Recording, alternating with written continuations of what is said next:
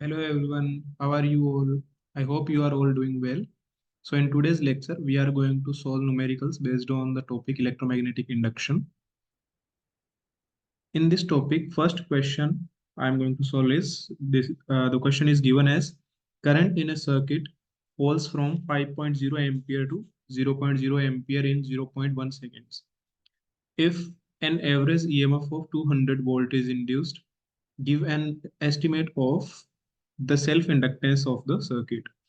सो इस क्वेश्चन में first of all देखना है कि दिया क्या हुआ है।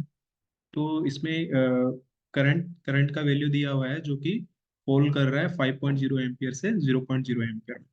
तो हम लिखेंगे कि फर्स्ट फर्स्ट ऑफ ऑल जो इनिशियल करंट है उसका वैल्यू क्या है 5.0 एम्पियर, और करंट फाइनल वैल्यू क्या है 0.0 एम्पियर, और कितने टाइम में ये फॉल हो रही है 0.1 सेकेंड। सो टाइम कितना हो जाएगा delta T 0.1 seconds. Okay. Anything else given? Average EMF is given as 200 volts. Okay. So EMF is given as E equals to 200 volts. Okay. So as we know that in case of self-inductance, the EMF is given as E equals to minus L di upon dt by this equation. But for the case of average EMF,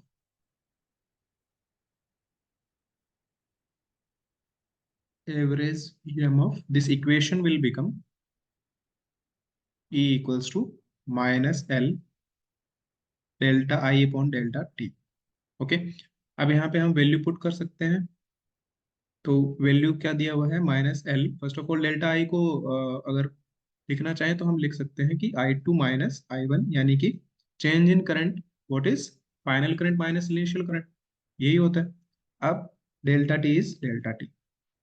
अब इनकी values put कर दीजिए। Value क्या दिया हुआ है, L का value unknown है, ई का वैल्यू दिया हुआ है, सॉरी। तो पहले ई का वैल्यू रख देते हैं। ई का वैल्यू क्या दिया हुआ है, ई के वैल्यू है 200 माइनस एल। एल का वैल्यू हमें फाइंड आउट करना है। आई का वैल्यू क्या दिया हुआ है, फाइनल वैल्यू 0.0, इनिशियल वैल्यू है 5.0। तो टाइम कितना है 0.1। Okay, so now in next step it will be 200 equals to minus L, 0 - 5, कितना बचा अपने पास 5, माइनस का 5 अपॉन में क्या है 0.1। अब माइनस और माइनस प्लस हो जाएंगे, और इस तरफ इक्वेशन क्या बचेगा अपने पास, 200 multiplied by 0.1 upon 5 equals to L, where L is self inductance of the circuit. अब इस कैलकुलेशन को सोल्व करेंगे, 0.1 को मल्टीप्लाई करेंगे 200 से तो अपने पास मिलेगा 20, एंड डिनोमिनेटर में 5 है तो 5 रहेगा एल। ओके, अब यहाँ से एल का वैल्यू क्या आ जाएगा, एल इक्वल्स टू 4.0 हेनरी। तो ये उसका फाइनल वैल्यू हो जाएगा, जो उसका self inductance. Okay, self inductance of the circuit का ये वैल्यू हो जाएगा 4.0 हेनरी। ओके, सो हम लिख सकते हैं यहाँ पे इसका वैल्यू कि it is self inductance of the given circuit. Self inductance of the given circuit.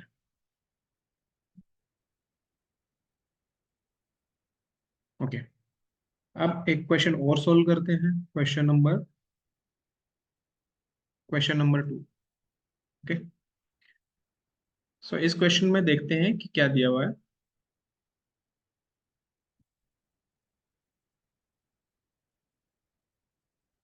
इस क्वेश्चन में दिया हुआ है कि along solenoid, let me paste it here, one second। Okay, ये क्वेश्चन है अपने पास कि along solenoid with 15 turns per centimeter has a small loop of area 2.0 centimeter square placed inside the solenoid normal to its axis, if the current carried by the solenoid changes steadily from 2.0 ampere to 4.0 ampere in 0.1 second, what is the induced EMF in the loop while the current is changing? Again similar process हमें लगाना पड़ेगा, थोड़ा सा उससे different है first question से क्योंकि इसमें सोलेनॉइड का केस है। सो ओके, सॉल्यूशन करते हैं। पहले तो इसमें number of turns per unit centimetre कितना दिया हुआ है, N is 15 turns per centimetre दिया। अब इनको पर सेंटीमीटर से पर मीटर में चेंज करने के लिए हमें क्या करना पड़ेगा, एन इक्वल्स टू 10⁻⁻² से डिवाइड करना पड़ेगा क्योंकि पर सेंटीमीटर है, तो अभी चेंज होके क्या बदल हो जाएगा अपने पास, टर्न्स पर मीटर। ओके, ये इसका नंबर ऑफ टर्न्स का वैल्यू हो जाएगा।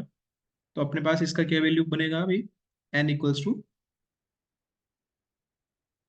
500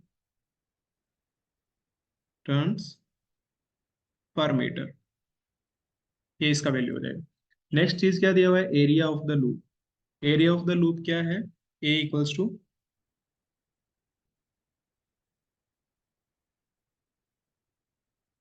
area of the loop. Area क्या दिया हुआ है, 2.0 सेंटीमीटर स्क्वायर। इसको भी अगेन मीटर पर मीटर स्क्वायर में बदलना पड़ेगा, तो उसको चेंज करने के लिए हमें क्या करना पड़ेगा, ए इक्वल्स टू 2.0 इंटू सेंटीमीटर। एक सेंटीमीटर में कितने मीटर होते हैं, -2, so square, or it will be going to change in meter square. So finally, we will get the value of area is 2.0 into 10 to the power -4 metre square. ये उसका area का value हो जाएगा। इसके बाद क्या दिया हुआ है, placed inside the solenoid normal to its axis.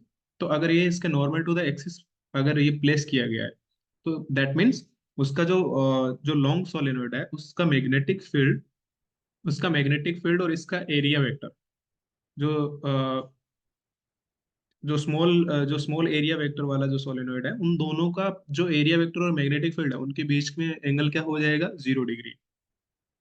अब if the current carried by the solenoid changes steadily from 2.0 ampere to 4.0 ampere in 0.1 second, तो उसका वैल्यू करंट का कहाँ से चेंज हो रहा है, I1 equals to, let me right,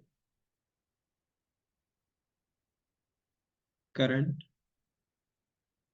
I1 equals to, कहाँ से चेंज हो रहा है, 2.0 एम्पियर से जा रहा है 4.0 एम्पियर तक। तो 2.0 एम्पियर, इसका वैल्यू है 2.0 एम्पियर टू I2 कितना है, 4.0 एम्पियर। ठीक है, ये उसका वैल्यू चेंज हो रहा है करंट। और टाइम कितने टाइम में चेंज हो रहा है, delta T will be 0.1 second. ठीक है, तो यहाँ पे and time is delta T equals to, time कितना है, 0.1 सेकेंड। ओके, तो टाइम है यहाँ पे 0.1 सेकेंड। इसमें डायरेक्ट नहीं दिया हुआ है कि फ्लक्स चेंज हो रहा है कि क्या चीज़ है, इसमें ये दिया हुआ है कि current change.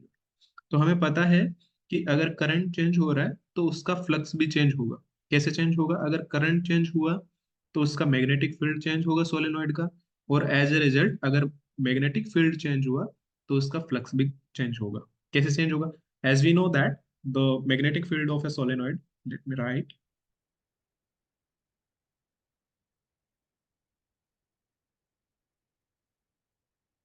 Magnetic field of a solenoid is, solenoid का मैग्नेटिक फील्ड क्या होगा, बी इक्वल्स टू, वो हो जाएगा B equals to mu naught N I. ठीक है, वहां पे म्यू नॉट क्या है, permittivity, sorry permeability of the free space, and n is the number of turns per unit length, and I is the current. ठीक है, तो यहाँ पे एरिया चेंज नहीं हो रहा है, मैग्नेटिक फील्ड चेंज होगा due to the change in current. ठीक है, तो इनिशियल फ्लक्स हम लिखते हैं पहले, इनिशियल फ्लक्स इज, बेसिकली ये इनिशियल फ्लक्स है वो ऑब्वियसली मैग्नेटिक फ्लक्स है। ठीक है, मैग्नेटिक फ्लक्स क्या होगा, phi B I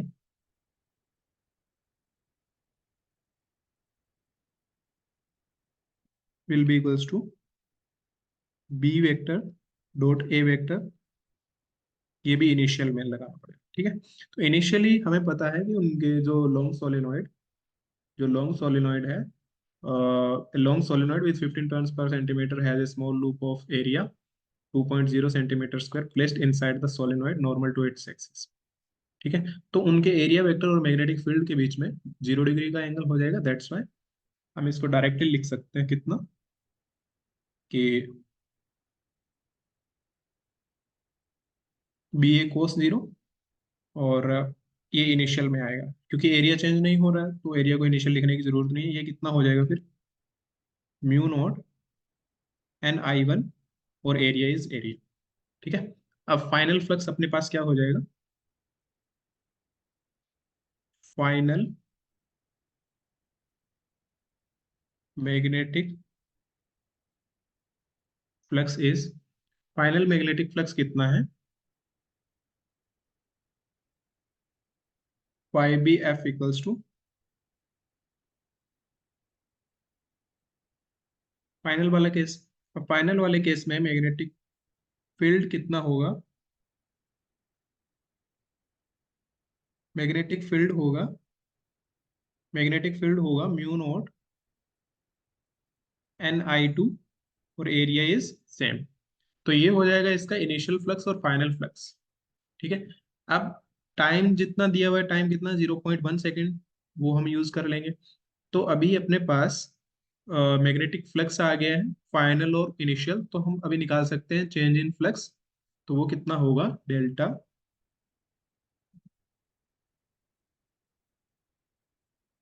change in magnetic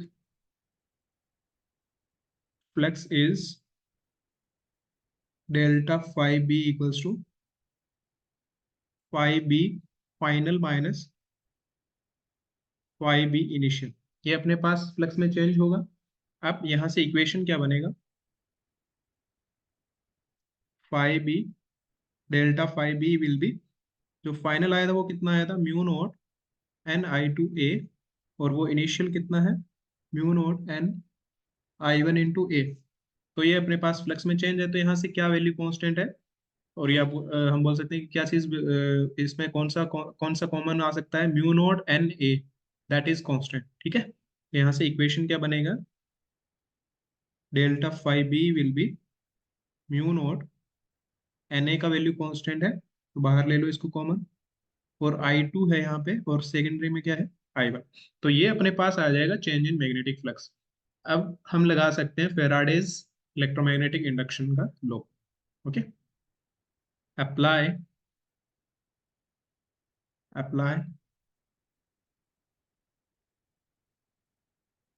Faraday's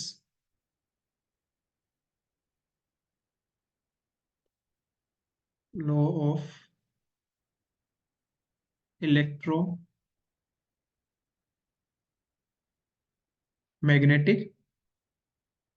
induction.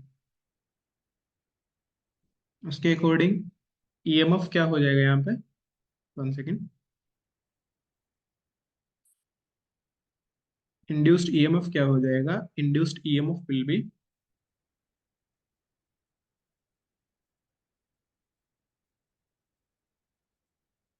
induced EMF is minus del phi B upon delta T. ये इक्वेशन हो जाएगा अपने पास, ठीक है। अब यहाँ से जो भी इसमें वैल्यूज हैं वो हम वैल्यूज पुट करेंगे, तो अपने पास ईएमएफ आ जाएगा। EMF will be minus, del phi B का वैल्यू क्या आया था अपने पास, mu naught N A I two minus I one, और डेल्टा टी इज टाइम, ठीक है। अब वैल्यूज पुट करते हैं, तो अपने पास जो भी वैल्यूज दी हुई है, म्यू नॉट का वैल्यू होता है 4 पाई इंटू 10⁻⁻⁷, और एन का वैल्यू आया था अपने पास 1500 टर्न्स पर यूनिट मीटर, और area vector is 2.0 into 10⁻⁻⁴ metre square. Current change हो रहा है। I2 का वैल्यू कितना है? I2 का वैल्यू है 4 एम्पियर और I1 का वैल्यू है 2 एम्पियर। तो वैल्यूज पुट करते हैं। I2 is 4 ampere and I1 is, sorry, minus आएगा इसमें। ठीक है। और I1 है 2 एम्पियर। ठीक है। अब इसमें डिनोमिनेटर में जो भी इसका टाइम दिया हुआ था, आई गेस 0.1 सेकेंड ही था। 0.1 सेकेंड है। And what will be the unit of EMF? As we all know it will be volts.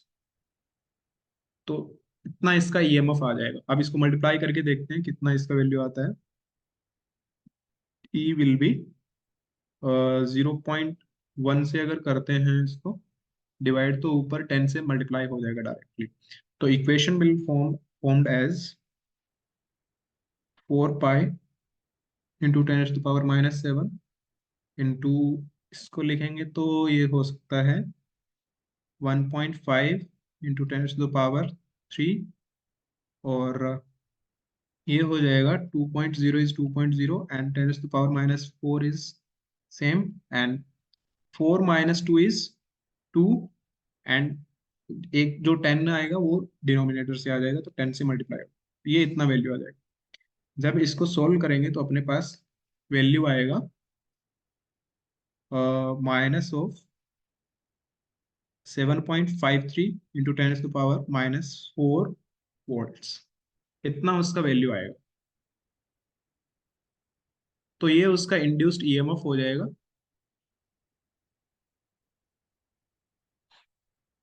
Sorry, -6 आएगा। सॉरी, -4 नहीं आएगा, -6। Late me right.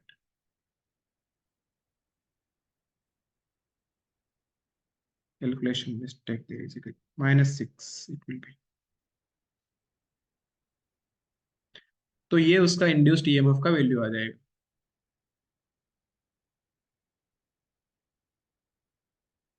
ठीक है। तो इस तरीके से हम क्वेश्चन सोल्व कर सकते हैं जिसमें अपने पास कोई सोलेनोइड दिया हो और उसमें करंट चेंज हो रहा हो। ये करंट चेंज का केस था। इसमें किसी और केस में हो सकता है कि ओरिएंटेशन चेंज हो रहा हो, जिसकी वजह से एंगल जो है उसके एरिया वेक्टर और मैग्नेटिक फील्ड के साथ वो भी चेंज हो सकता है। देयर में be any like the different scenario, and according to that we have to solve. So let's solve another question.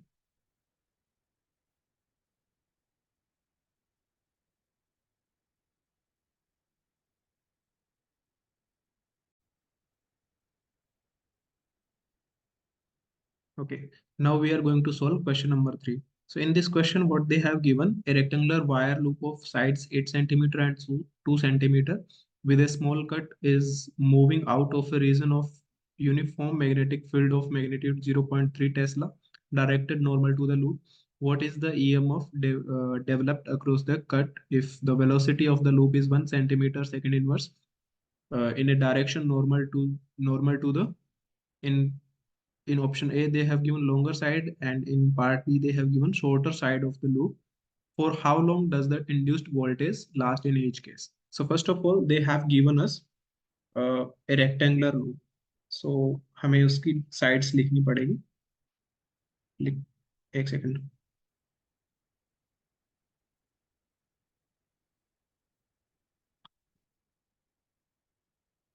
Sides of the given rectangle.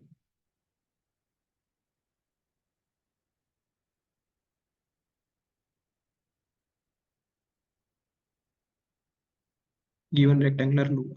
तो उसकी sides क्या दी हुई है? 8 centimeter. So let's write it with A equals to 8 centimeter, and it can be written as 8 into 10 to the power minus 2 meters. And the other side is B equals to 2 centimeter. So it can be written as 2 into 10 to the power 2 meter. ठीक है। तो अगर इसको वैसे assume करके देखना है कि कैसा दिखेगा ट्राइ रेक्टेंगल, तो it will be like that. और अब इसमें इसकी साइड्स को डिनोट कर देते हैं कि कौन सा इसका लॉन्गर साइड होगा, कौन सा इसका स्मॉलर साइड होगा। तो ये वाला जो साइड है, साइड बी से हमने डिनोट किया वो हो जाएगा शॉर्टर साइड, और ये जो हॉरिजॉन्टल साइड है जो ए से डिनोटेड है वो हो जाएगा longer longer side.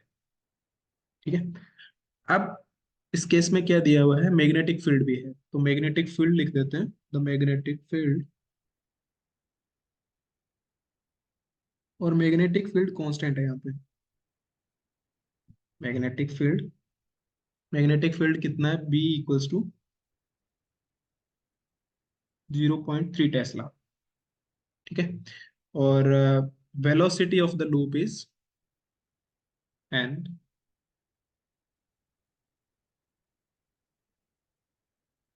The velocity of the loop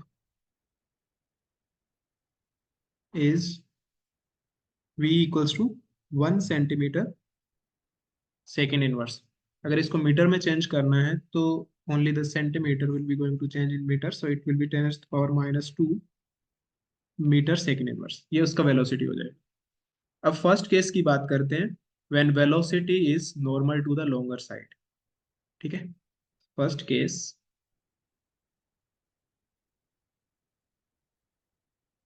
when velocity of the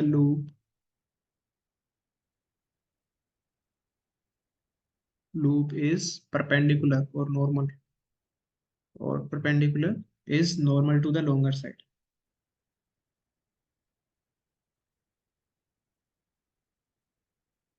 normal to longer side। उस केस में फर्स्ट ऑफ ऑल ये जो केस दिया हुआ है, जो क्वेश्चन है वो रिलेटेड किससे, मोशनल ईएमएफ से रिलेटेड है। ठीक है। और मोशनल ईएमएफ का हमने डेरिवेशन ऑलरेडी कर चुका है एक यानी कि कुछ शायद 1 और 2 वीडियो पहले हमने किया हुआ उसमें। ठीक है। तो उसमें पूरा डेरिवेशन किया था कि what is the motional EMF. ठीक है। तो मोशनल ईएमएफ के केस में इसमें जो मैग्नेटिक फील्ड है that is nor magnitude is 0.3 tesla and directed normal to the loop. ठीक है। तो वो होगा, तो इस केस में ऐसे अगर हम बनाना चाहें तो कैसे बनेगा, it will B, it will look like normal to the or we can, the direction of the magnetic field here is into the phase, ये उसका डायरेक्शन है मैग्नेटिक फील्ड का, क्रॉस से जो लिखा है मैग्नेटिक फील्ड का डायरेक्शन। अब इस लूप को बनाते हैं, लूप कैसे बनेगा, it will be the rectangular loop जिसका साइड है, जो स्मॉलर लॉन्गर साइड है वो है हॉरिजॉन्टल, और ये हो गया उसका शॉर्टर साइड। अब इस फर्स्ट केस की बात करते हैं जिसमें वेलोसिटी क्या है, velocity is normal to the longer side. Normal to the longer side है तो हमें ये इसलिए दिया गया है ताकि हम उसमें सिलेक्ट कर सकें कि कौन सा साइड है वो हमें उसमें लेना है मोशनल ईएमएफ में। Okay, so as we know that motional EMF is E equals to BLB इस केस में। और इस केस में होता क्या है, magnetic field and length L and the velocity they are all mutually perpendicular to each other, ये case रहता है इसमें। तो फर्स्ट केस में जब वेलोसिटी उसका normal to the longer side है, ठीक है, तो जब वेलोसिटी उसका normal to the longer side है तो कौन सा केस हो जाएगा, यानी कि इस केस में वेलोसिटी हो जाएगा उसका इन normal to the longer side है तो वेलोसिटी हो जाएगा इसका अपवर्ड डायरेक्शन, ये उसका वेलोसिटी हो जाएगा। और इस केस में normal to the longer side है तो इस केस में जो इसमें जो इसका साइड रहेगा, जो लेंथ जो हमें लेना जो लेंथ हमें लेना होता है वो क्या हो जाएगा, ए। ठीक है। तो इस केस में एल की जगह पे ए लिखना पड़ेगा, so the equation will be E equals to BAB, and now we will put the values and we will get the induced EMF. That will be, the value of B is 0.3 and A is 8 centimeters, so it will be 8 into 10 to the power minus 2 meter, and velocity is 10 to the power minus 2 meter second inverse, and it will be in volts. So here the motional EMF, or we can say induced EMF, will be 0.3 multiplied by 8, it will be 2.4, and the multiplication is -2 -2 -4 हो जाएगा, so -4 volts. इतना उसका induced EMF होगा इस case में.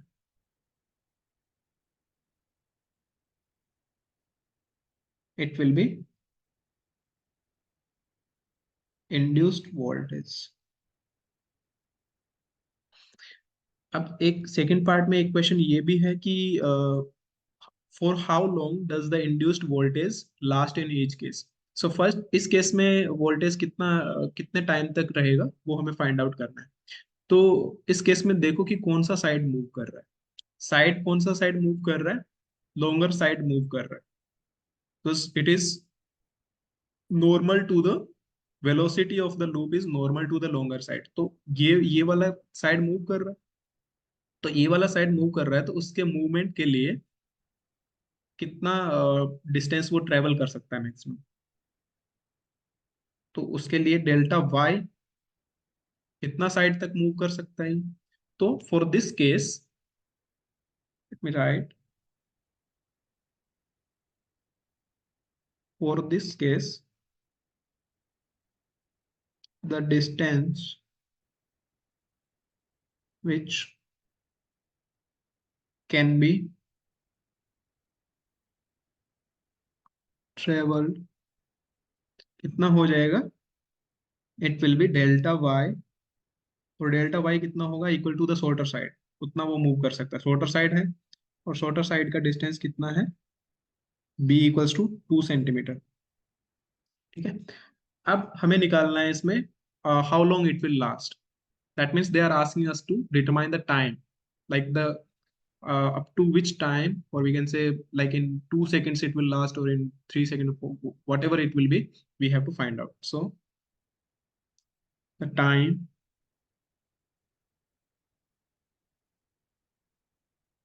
delta t will be delta y upon the velocity. ठीक है. तो यहाँ से हम फाइंड आउट कर सकते हैं कि कितना उसका लास्टिंग टाइम होगा. Delta T will be, delta y is 2 centimetre and v is 1 centimetre second inverse. तो यहाँ से कितना टाइम निकल के आएगा? That time will be delta T equals to 2 seconds. So the voltage in the first case will last in 2 seconds. अब बात करते हैं सेकंड केस की. सेकंड केस में क्या है? Velocity is normal to the shorter side. तो case 2 में बात करते हैं. व्हेन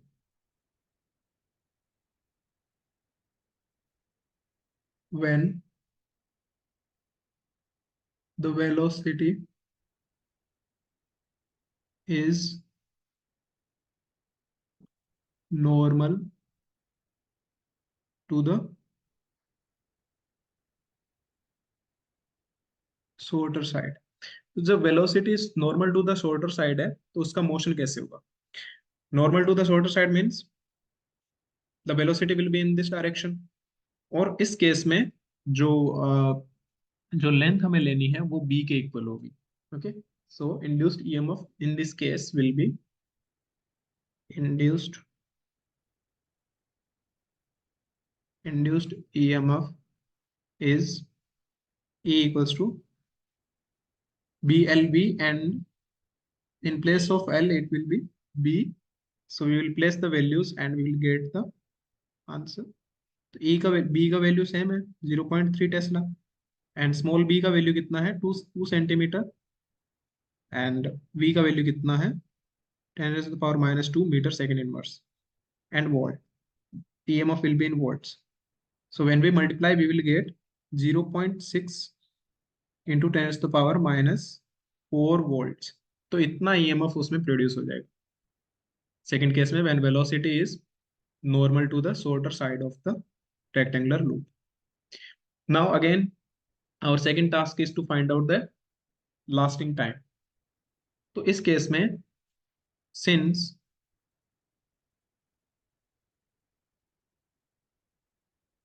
distance इज, इस केस में जो डिस्टेंस होगा normal to the shorter side move velocity है इसका, normal to the shorter side, तो वो कितना डिस्टेंस ट्रेवल करने को मिल रहा है उसे, इक्वल टू द ए, यानी कि हॉरिजॉन्टल डिस्टेंस उसको ट्रेवल करने के लिए मिल रहा है। तो it will be equals to delta x equals to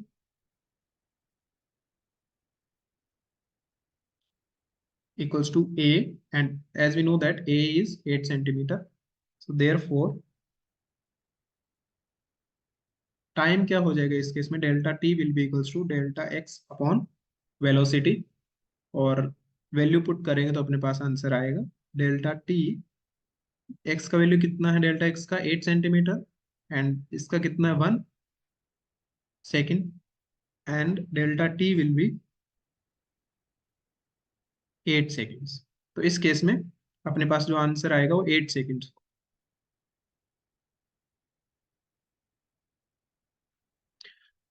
Okay, now we will solve one another question, question number 4.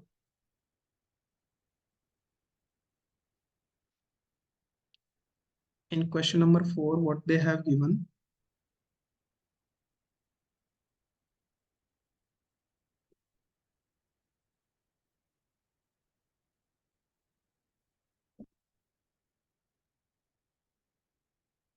in question number 4 they have given a 1.0 meter, a 1.0 meter long metallic rod is rotated with an angular frequency of 400 radian per second about an axis normal to the rod, passing through its one end.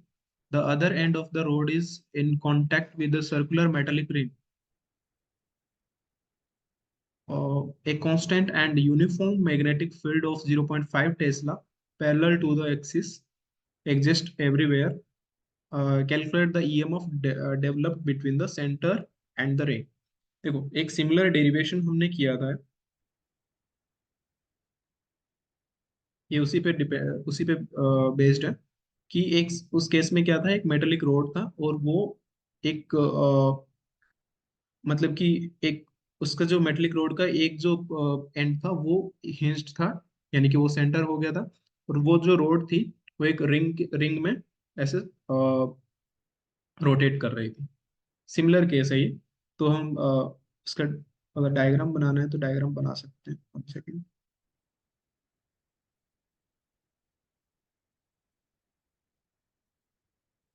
In this case, the radius of the ring will be length of the equal to the length of the metallic rod, that is 1 meter. Okay,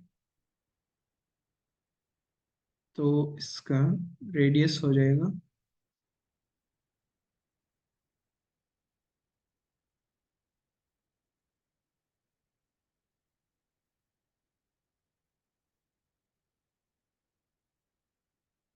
wait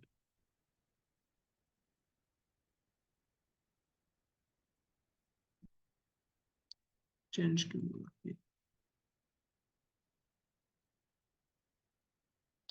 इसका जो radius है, radius हो जाएगा 1 metre, यानी कि जो भी इसका रेडियस होगा आर के इक्वल, और ये ओमेगा स्पीड से मूव कर रही है। ओमेगा ओमेगा है 400 radian second inverse, axis normal to the, यानी कि एक जो एक्सिस इसकी नॉर्मल होगी, यानी कि सेंटर से पॉइंट ओ से जो उसकी जो एक्सिस जाएगी उसके normal about this axis the metallic road is rotating. And what is given here, omega, omega is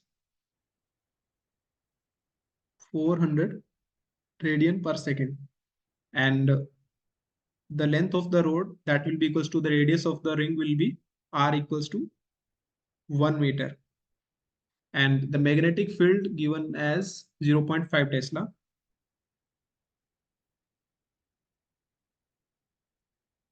Magnetic field is B equals to 0.5 Tesla. Now our task is to find out, calculate the EMF developed between center and the ring. So as we know that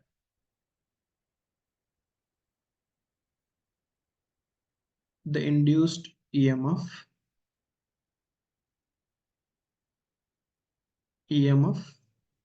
the induced EMF developed between the developed between the center and the ring.